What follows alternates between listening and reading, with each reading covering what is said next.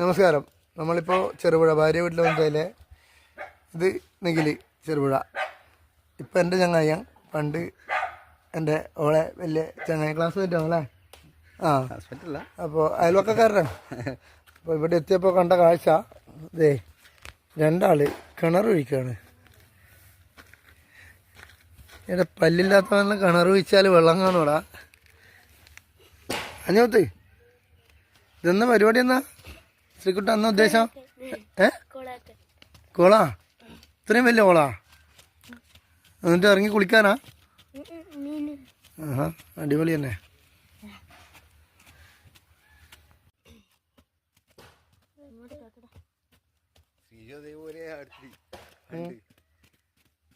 Video അല്ല പോലെ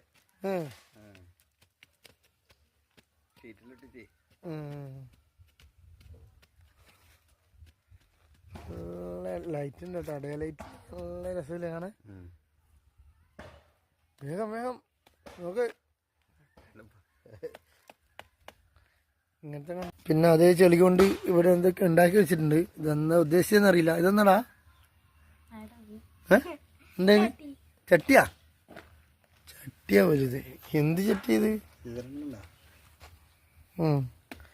എന്താ കുഴപ്പമില്ല. ഇത് വേറെ എന്തോ ആക്കാൻ വേണ്ടിയില്ല സെറ്റപ്പ് ഇവിടെ ആക്കി വെച്ചിട്ടുണ്ട്. കുഴപ്പമില്ല. നമ്മളിതെല്ലാം ഇപ്പം പിള്ളേർ ചളിയിലും മണ്ണിലൊന്നും കളിക്കുന്നില്ല. ഏതായാലും കളിക്കട്ടെ. ഇപ്പോൾ കുഴി ഇപ്പം ഇത്രയായിട്ടുണ്ട്. കയറിയാക്കാനാന്നാ പറഞ്ഞേ. എന്തായി പണിക്കാരാ? മതിയാക്കാ? ഇനി മതിയാക്കാ? ബാക്കി എപ്പോഴാ?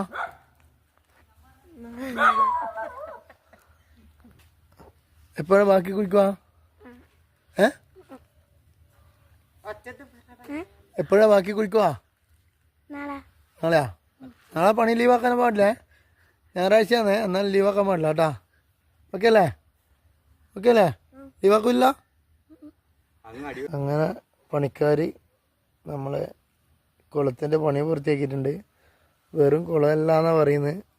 എന്നാ ശ്രീകുട്ട ഇത് ഏതൊട്ട്? എന്താ ഇത്?